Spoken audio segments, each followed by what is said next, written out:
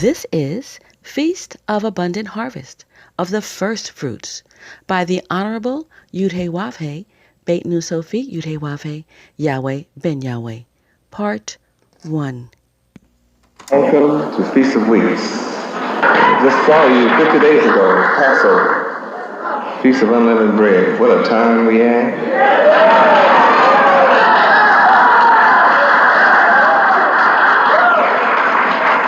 And what a time we're about to have. Let us turn to Deuteronomy chapter 16.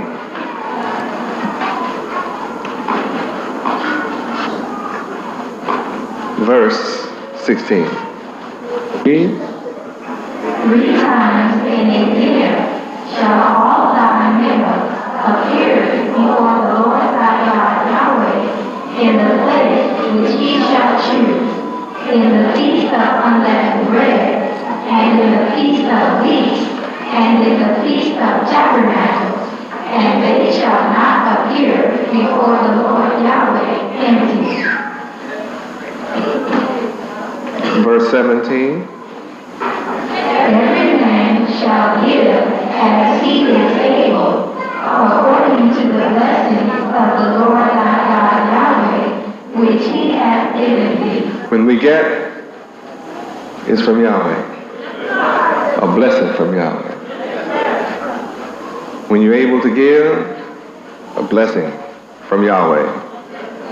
What a blessing. When you live to do what Yahweh says, he blesses you to live, to do what he says.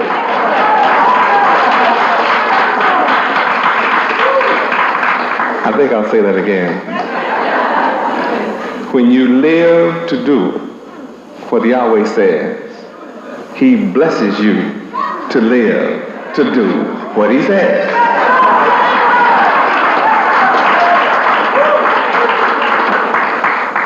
That's rich. 3 times, not 2 times. 3 times in a year. Now, when you're able to be present with God, the 3 times that he requires, you are blessed. Think about it. It is written for the world to see what Yahweh requires. And there are people who feel like the cares of the world is more important than what Yahweh said.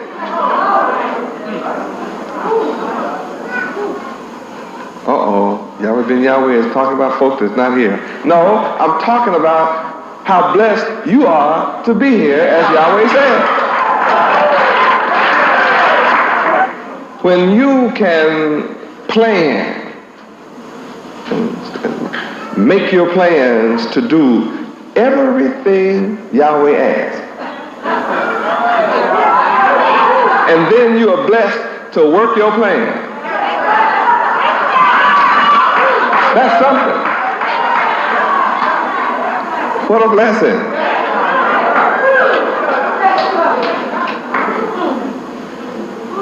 And anybody that's able to be around God when he comes, to be around God when he asks you to come,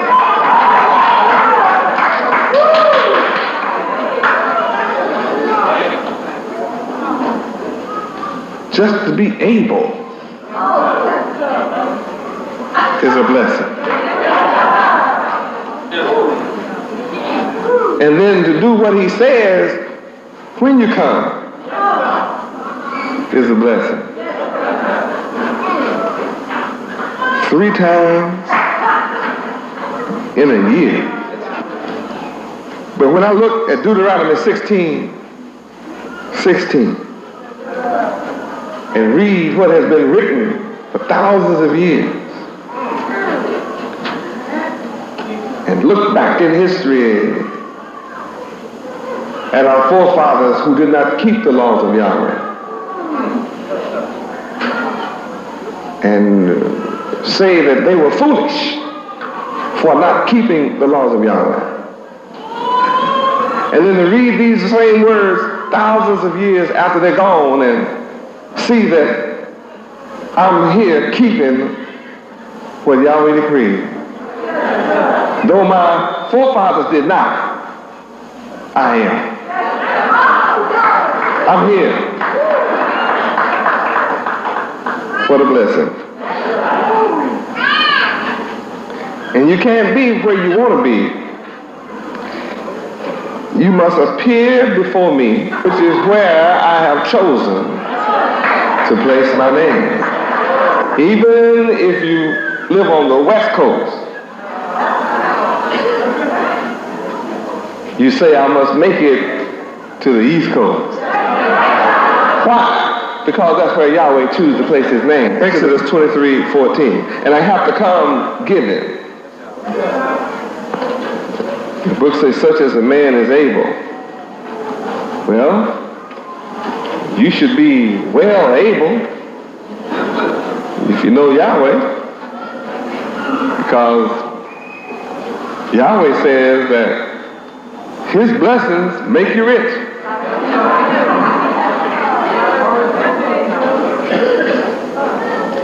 So if you're not rich yet, you must not be doing what Yahweh said.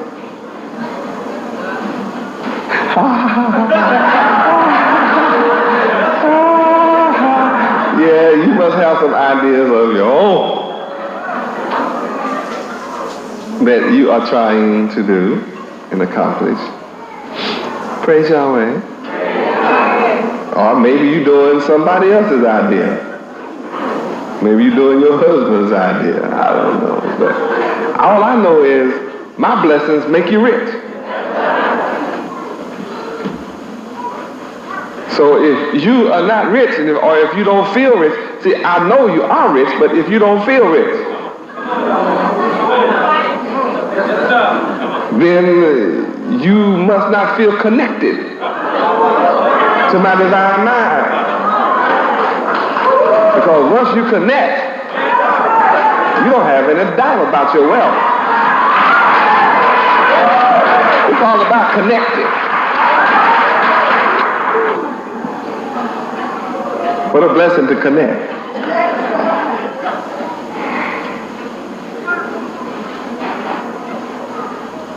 Exodus 23:14. Read. 3 times thou shalt keep a feast unto me in the year. 3 times.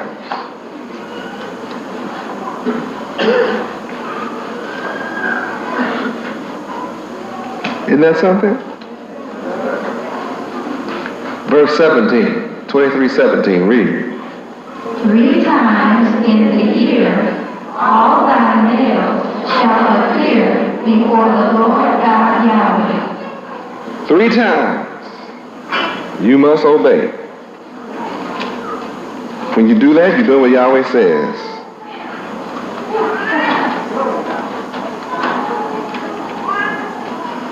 Can you believe it? What makes us unique is we keep the laws of Yahweh.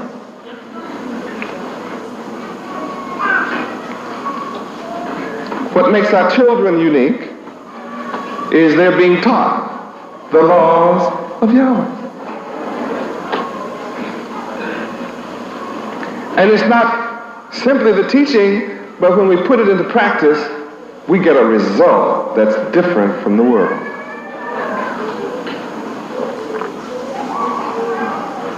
What a difference keeping the laws of Yahweh make.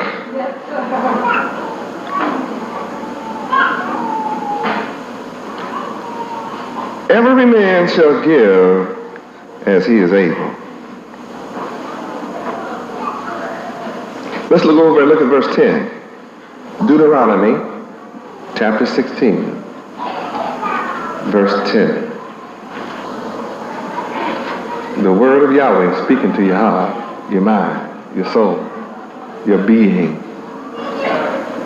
I'm here in the flesh to call your attention to what I want you to read. That's why I'm in the flesh. And leave you on your own, you won't do right. So I'm here to guide your attention to my words that I caused Moses to write. Since I'm the causer, I caused him to write these words.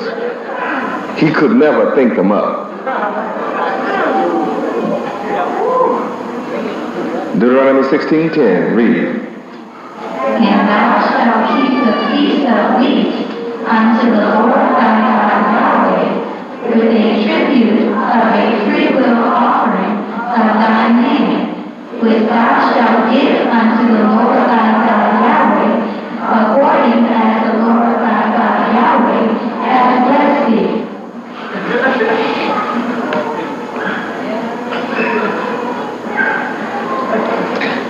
I'm having difficulty trying to figure out why I would need to expound on this. I'm tempted to expound, but I'm having difficulty considering why I need to. Maybe if we just read it again, I won't have to. Those under the sound of my voice that's not here, when you hear this broadcast, then it will bless you to say, well, from now on I will do as Yahweh says. You that are in my presence have the joy of seeing my countenance, but then you too are reminded, I must do what Yahweh Ben Yahweh said. Read verse 10 again. Read. And thou shalt keep the feast of weeks unto the Lord thy God Yahweh. See, who are you keeping it for? Not unto your mother, father, sister, brother, cousin, wife, husband, children, friends, relatives. How many admit that Yahweh is sovereign, supreme, divine, all-knowing, pure intelligence, knows what he's doing, that Yahweh makes no mistakes, nothing foolish about it, that he doesn't ask for simple things, or nor does he ask us to do things that we cannot do. You admit all of that? Then I wonder, does he know what he wants from us in this verse? He said 3 times. Now your oppressor has taught you this means nothing. Your oppressors have taught you that this requirement of Yahweh is of none effect today, that it does not count.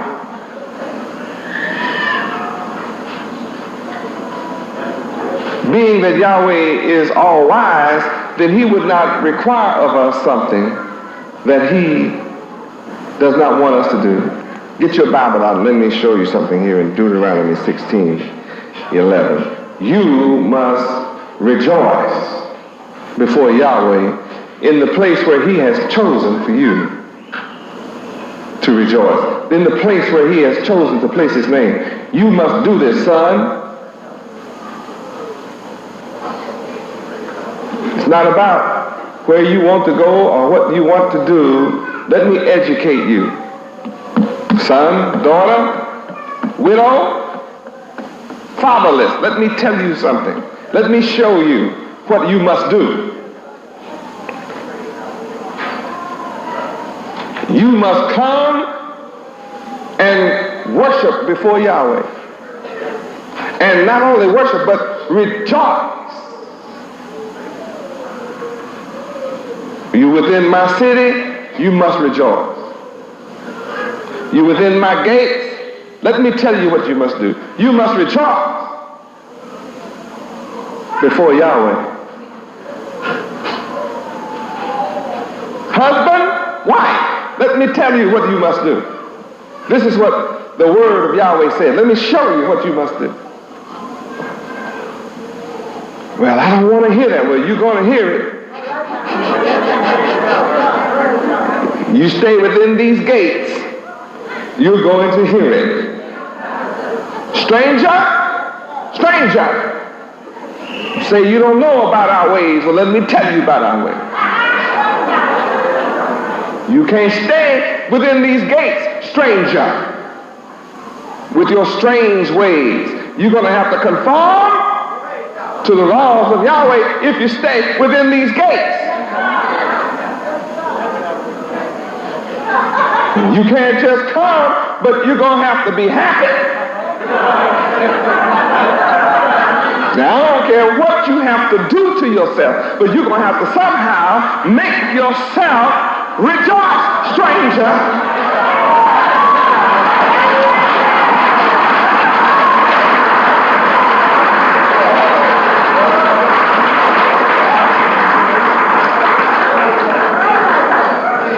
Now that's pretty rough to tell these folk that have machine guns today. Somebody that's strung out on crack cocaine and he doesn't know who he is or where he is, where he came from, and he doesn't know anybody, doesn't recognize his near kin. And you trying to tell him how happy he's fixing to be.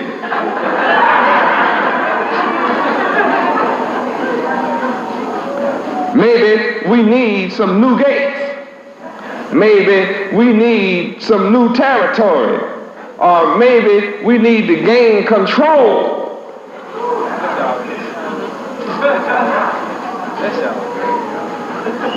So that we can exercise the law.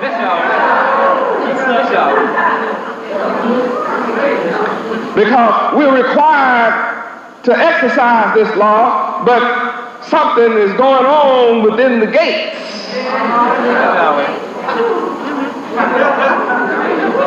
Contrary to the law. And though we speak the law to the strangers within these gates, they don't want to hear and you don't know how to enforce it. Sounds like you need some power and some knowledge on how to establish the gates.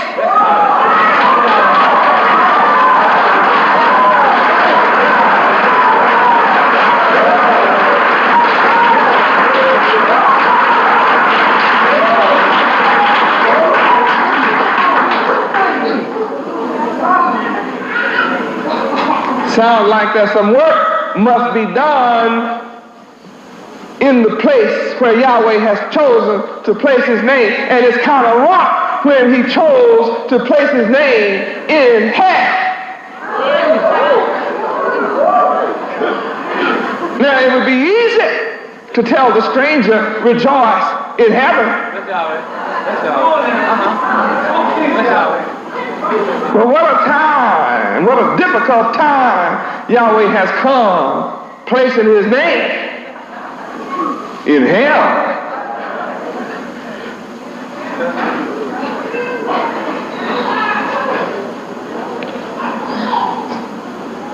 Some of us no doubt would say, surely Yahweh could have wiped hell out first and then gave us this job.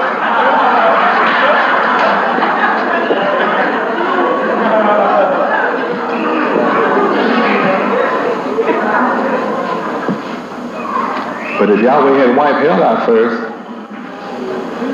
we might not know who he is. But for Yahweh to come and place his name in hell, and then tell us we must establish his gates and take charge over the widow and the stranger.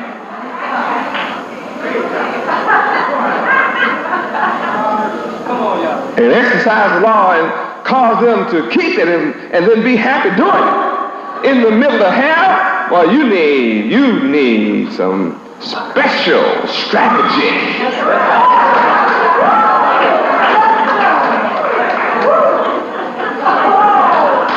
Ordinary stratagem, it won't get this job done. this job looks impossible.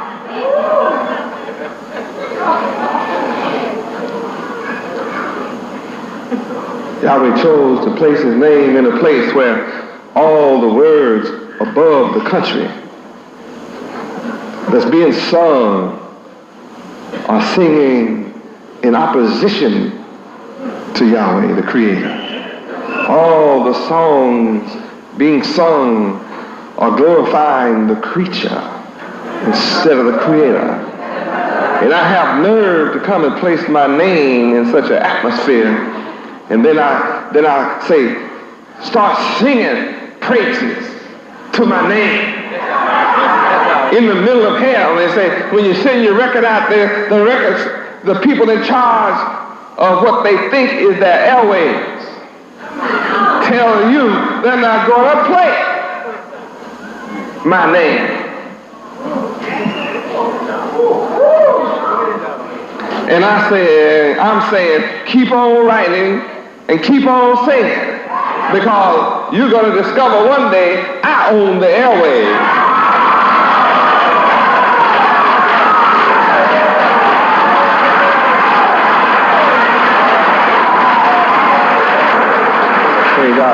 And I happen to know that since Yahweh is able to place his name in hell, that he is able to wipe out the hellions and put heaven in his place. That's called a revolution. That's called a turnover. That's called a turnaround. That's called reverse. Surely only the Creator, Yahweh, would be able to do such a thing as this. It would be easy to tell everybody in heaven, rejoice.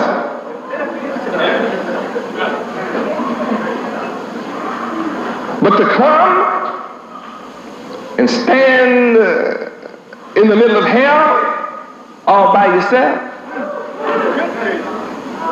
And see, sometimes in your city, you seem like you feel like you're by yourself. Oh yeah, sometimes you feel like there's nobody else want to know about Yahweh. I know, I understand. I walk these streets all by myself. I know how it is, but I'm your example that we can overcome hell. Yes, we can.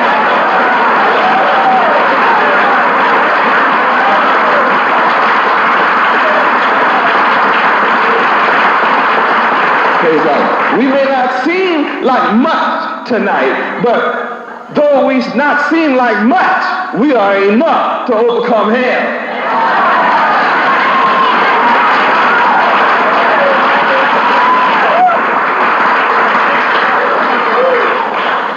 When Yahweh decided to kill everybody on the earth in the days of Noah, 8 overcame him.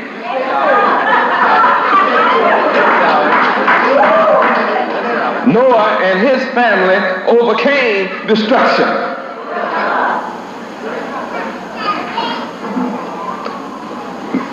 That's why I love Yahweh, because he's able to kill the whole world. But as long as I just trust in him, I'll overcome. The same thing that killed the world, Noah and his family rode on it to safety.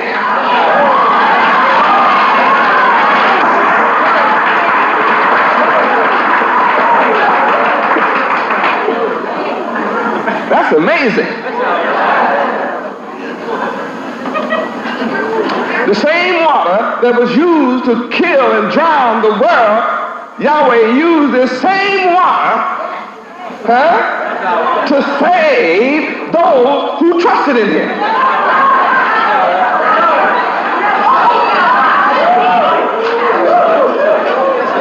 So though hell looked like it's all destructive, the fact that I've come and placed my name in hell, then I have the power to turn it into heaven.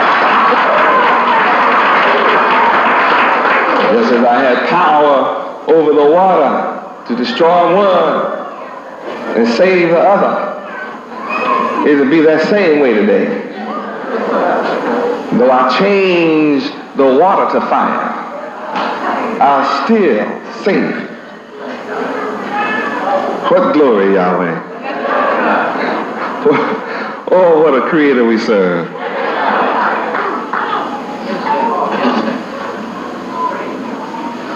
It proves that as long as we put our trust in Yahweh, all our heart, that whatever he used to destroy, you can be in the midst of it. We walk up and down the street in the midst of the fire of drugs and drug destruction. See bodies laid out in the street, shooting and killing each other, firing bullets all around us, but we are not harmed.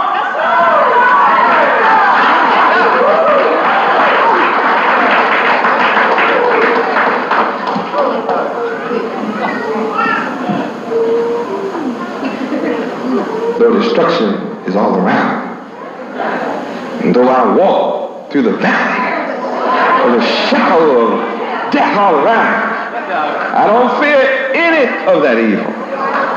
Why? Because I have Yahweh, his rod and his staff is with me to comfort me. Just keep my mind on Yahweh.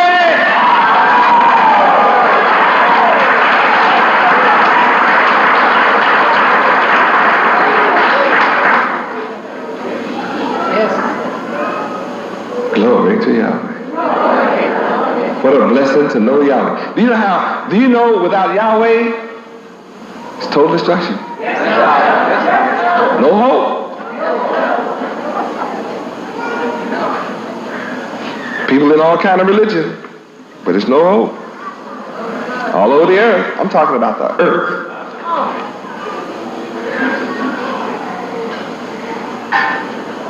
But I can't wait for these gates to be established. It's not going to take a gun for this. Neither can you look for the Spirit to do it, except my Spirit be in you. See, we have to do some live, real work. It's not about sitting back in a house and saying, Yahweh, God. You stay there long enough, your lights will go out. Power company's going to cut them out. You better get out that house saying Yahweh is God while you get out and go get you some work and make some money and say Yahweh is God while I make some money so you can keep your lights on. You get in your car and just keep driving talking about Yahweh is God.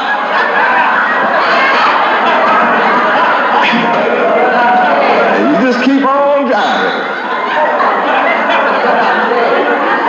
And when the hand gets on E and you say, look at Yahweh God, boy. Car just ride on. Yeah, you keep on riding on empty. You'll discover you need some more gas. You'll be saying Yahweh is God while you try to go get a can or somebody to come fill that thing back up.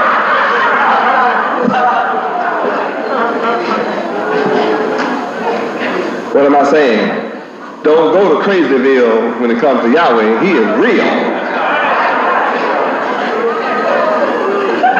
So many of us, we want to go to Nutsville when it comes to the Creator, Yahweh, like abracadabra, yeah, boom. It won't work.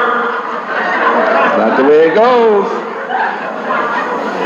If you believe that, get on that 20-story building and jump and say, abracadabra, you'll have wings. You'll find out you don't have wings. At the bottom of the fall, that sudden stop will give you a joke. If you make it through, you'll understand abracadabra doesn't work. If you're stupid enough to go against Yahweh's law and jump off that building, you can holler Yahweh all you want to. You're still going down.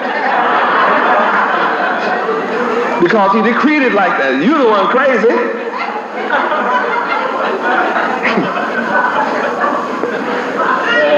Praise Yahweh. You get your leg cut off and come to me 10 years later talking about, you God, you the eternal one. I know if you touch my leg, this stump will grow a foot.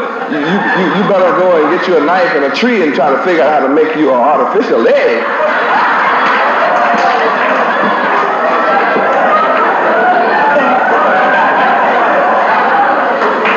call it your foot when you make it work right. You'll say, bring me my foot. Tend to put my foot on.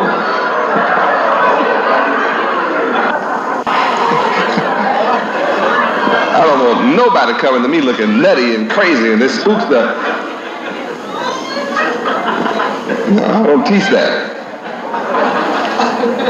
I'm going on a fast. First thing I want to know is how long.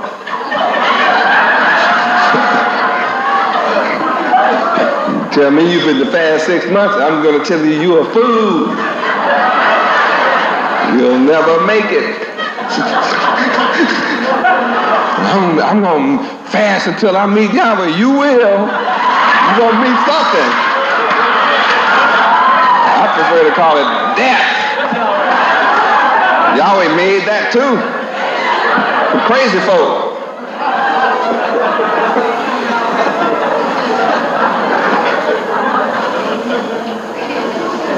Come now, let us reason together. Praise Yahweh. Feast of Weeks is beautiful. We've learned a lot already. You see, the Feast of Weeks we've had for several years,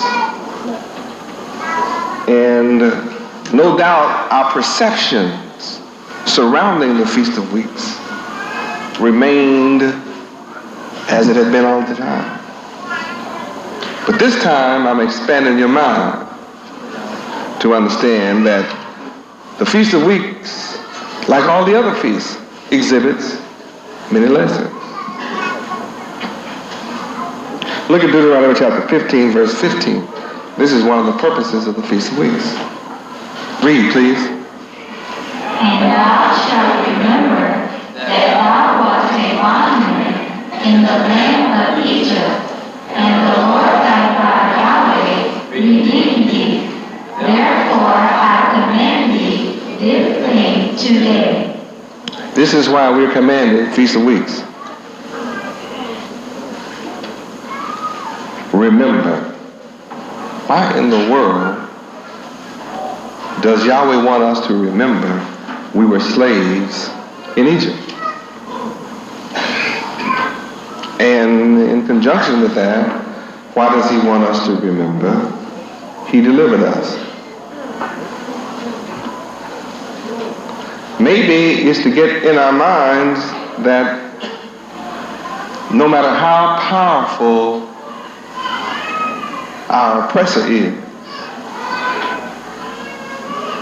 we should remember that Yahweh is able to deliver.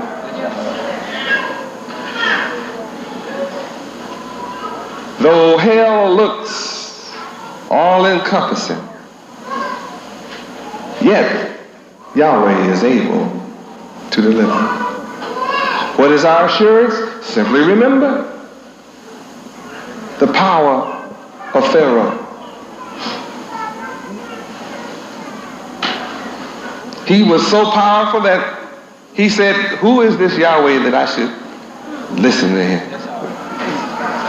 Exodus, let's take a look at Exodus 5:2 for a second.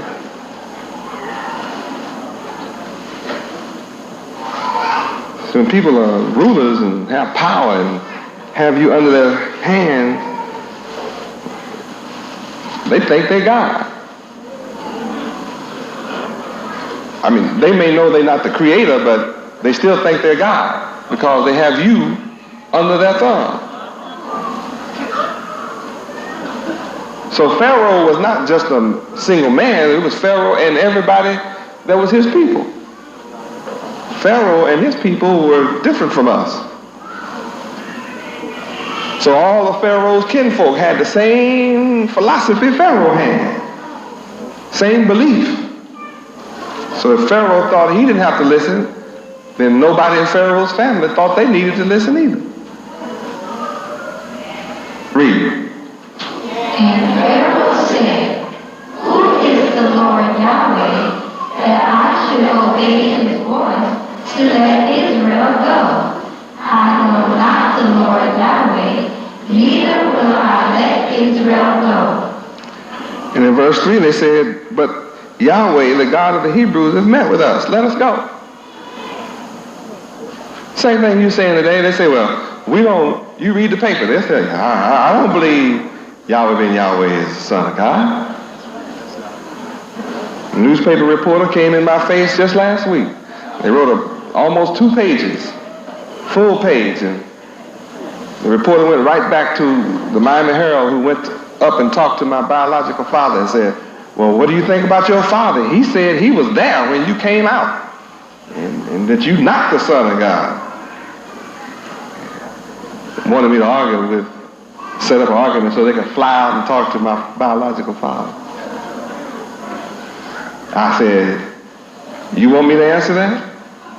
The reporter said, yeah. He said, you not. I said, well, I read in the same Bible where Joseph was standing there when the man you claim you believe in came out too. And I didn't read where Joseph fathered him. And I didn't read where his brothers fathered him. So I must be fulfilling what you already read about. What do you have to say about that? And they hung their head.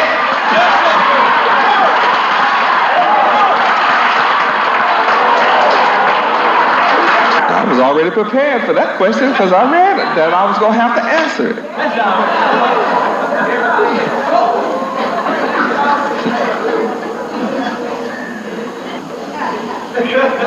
Yeah, well, what about you believe in the New Testament? I said, I am the Old Testament and I am the New Testament. I'm the Testament, period. In the Old Testament, you call it old, I teach that. That's how it. Some of you call it the Torah and the law. I teach that. But what about the New? That's my story. What was that problem 1900 years ago? They said he was blaspheming. That's right. Accused him of considering himself equal to God. That's right. It upset a lot of folk. Same scribes. What is a scribe? A writer. What is a writer? A reporter. Same reporters, same spirit is walking around here now saying the same thing as the same old tired questions. Because they simply are not ready for my answers. But they weren't ready then. So how are they going to be ready now? They've had 1900 years to get ready to answer or to stump me or trap me with questions. They've had 1900 years of practice. And they aren't able to work it yet.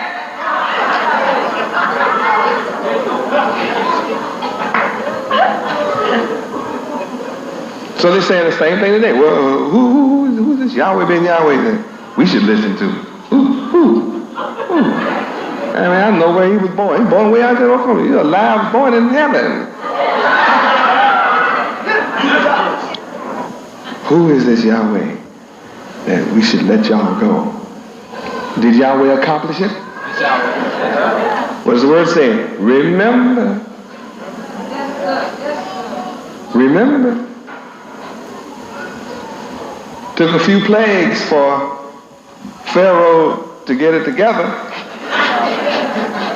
See, Pharaoh didn't just get it together on his own one day and say, go on, Israel, it's right for y'all to leave, go on. No, see, it didn't work like that. It took crack cocaine, Iran-Contra affair, taking Watergate and AIDS, syphilis and gonorrhea.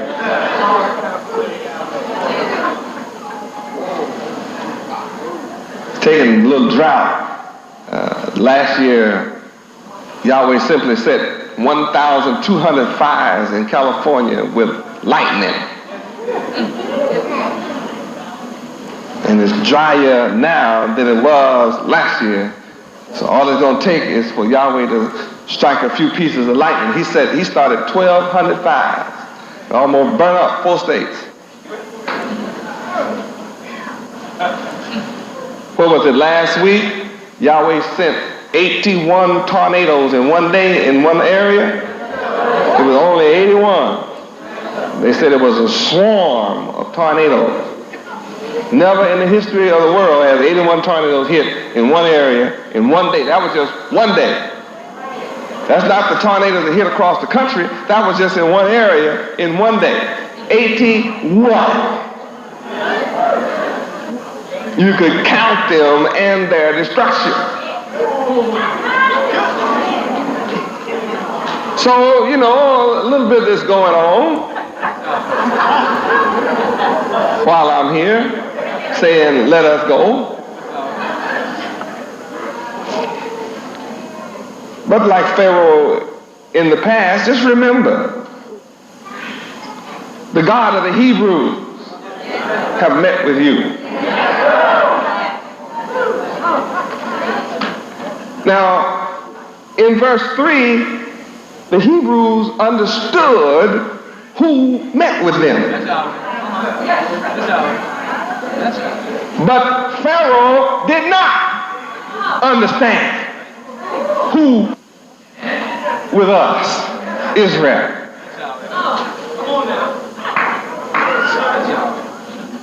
Pharaoh was present and the Hebrews were present when Yahweh walked on the earth and met with the Hebrews. But Pharaoh didn't believe who he was looking at was in fact the God of the Hebrews, and if it was the God of the Hebrews, he didn't feel that that was very important either. He didn't know, Pharaoh didn't realize that the God of the Hebrews was also the creator of all things, including those plagues that was going to convince him.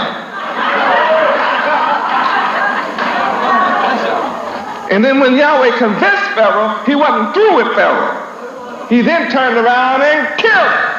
And what? His whole army of believers.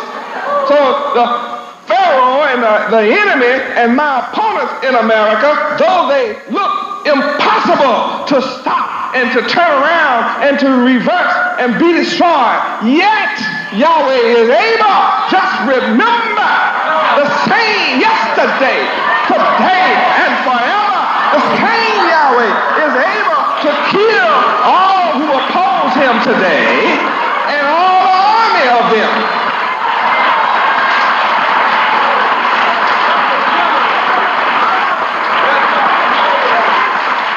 That's what Feast of Weeks is all about. Remembering.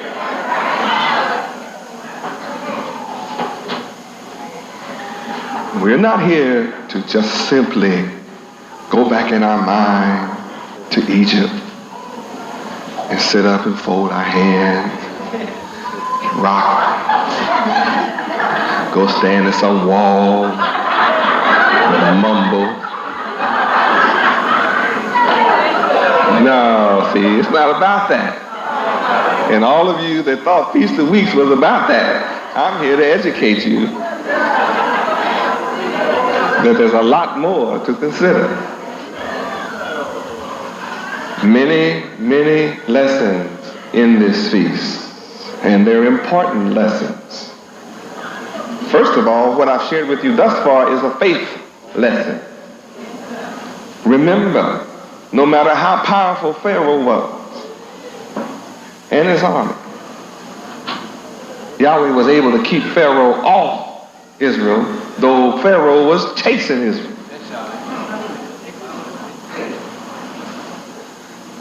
Yahweh was able to put a force. He put out his force. And that was an invisible divider, but it was a divider nevertheless. It looked like a cloud by day and a fire by night, but it worked. Same Yahweh. Same Yahweh. Just remember, you remember, same Yahweh. The boy looked like we're not going to overcome crack cocaine, students in the public schools are 80% functionally illiterate, and they're all going to hell and look like they don't want to do right or hear right or go right. Well, Yahweh is the same yesterday, same today. So it just doesn't look like any of them are going to listen. Well, I have a whole university over here listening. I have several hundred in Yahweh University that's listening. I have a lot more than Noah started with. He started with 8. And all the people on the earth today is the result of that 8. Well, I got a big start. Look at what I have to work with. It means I'll be able to get it done a whole lot faster.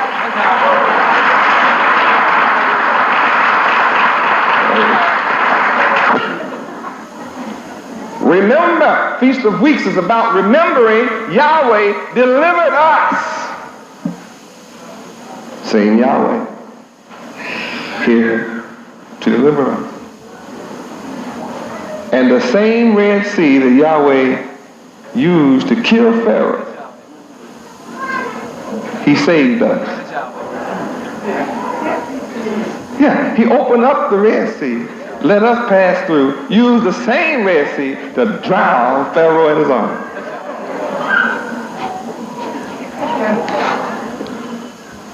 Israel, to them, it looked like they were between a rock and a hard place.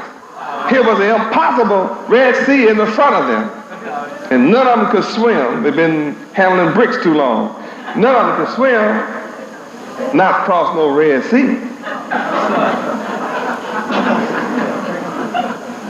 And here was Pharaoh and his army chasing them from the rear.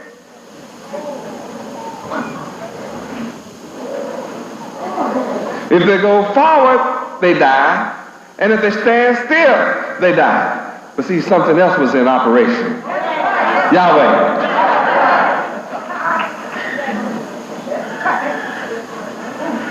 Israel had Yahweh with them, who had power over the Red Sea. Remember, Feast of Weeks is about remembering Yahweh is sovereign. Yahweh is all powerful. Yahweh is here to deliver us. While we be in hell, he's here to deliver us from hell. It looked like there's nowhere to go and nowhere to turn.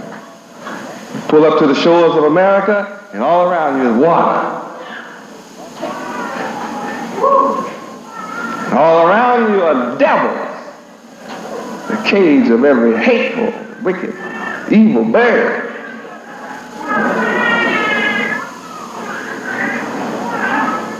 Full of devils.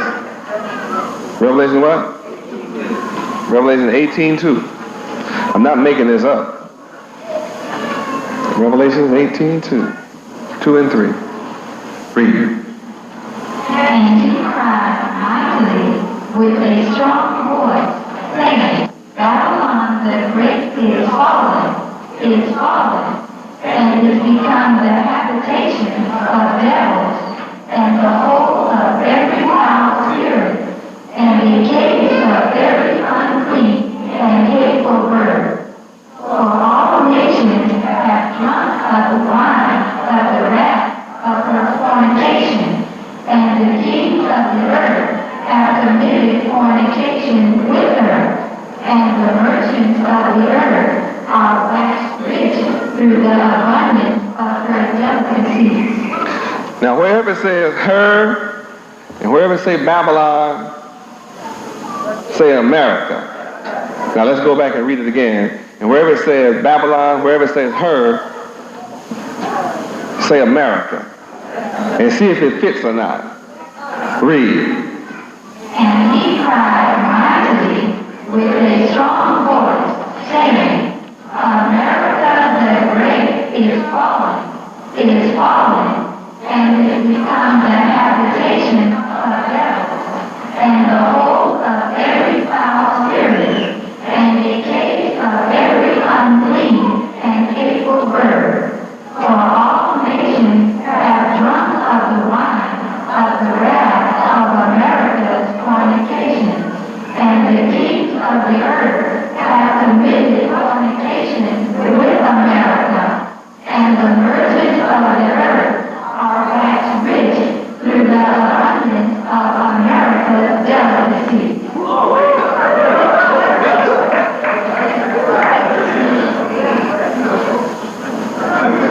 True or not?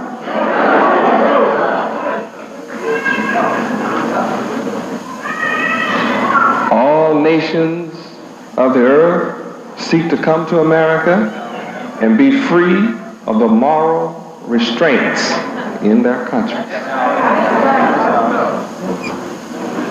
Freedom in America means do what you want to do. You don't have to worship Yahweh. You don't have to keep the laws of Yahweh in America. You can not believe in Yahweh at all.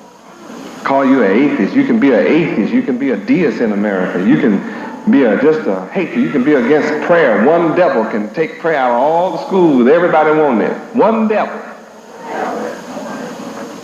has more power than 100 million people.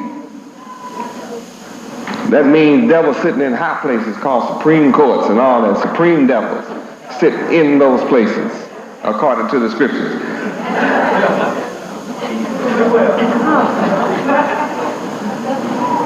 That's the only way in the world. One devil can get a whole country turned around from prayer in school. Say, well, Yahweh Ben Yahweh, you're not a Christian. I mean, prayer to God is better than no prayer at all. At least a kid would know there was a God. To know there's any God is better than thinking, being taught you come from a monkey. You ask, what's wrong with the children today? They think they're monkeys. They've turned the cities into jungle.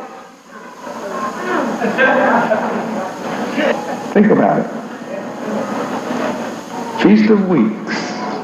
Remember, Yahweh chose to place his name in the hills of North America and is able to deliver us from hell. Yahweh is able, not only, he doesn't have to take us and cause us to run or tread water in the Atlantic or the Pacific. He's able to destroy the wicked right here in America.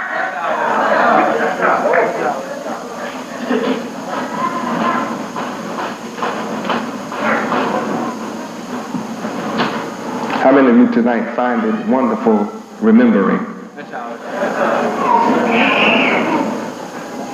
Now, back to Exodus 5, 2 and 3. I want to call your attention again. Don't be distressed when people you know declare their disbelief in Yahweh. Because we see that's what Pharaoh did. And his whole army did the same. But that didn't change the power of Yahweh to destroy our enemy and deliver us. If we didn't learn anything else about Feast of Weeks than what we've learned tonight, and how to remember and put our trust in Yahweh, and to know that no matter how the hells of America look and appear to be, that we are serving the Creator who has all power. He exercised that power in resurrecting us out of this hell. And though it looked like nothing else is going on right now, believe me, plenty is going on. So this Feast of Weeks, let's remember, we were in bondage in Egypt, and Yahweh delivered us. Let us remember and do what? Rejoice. Think of what we have to rejoice about.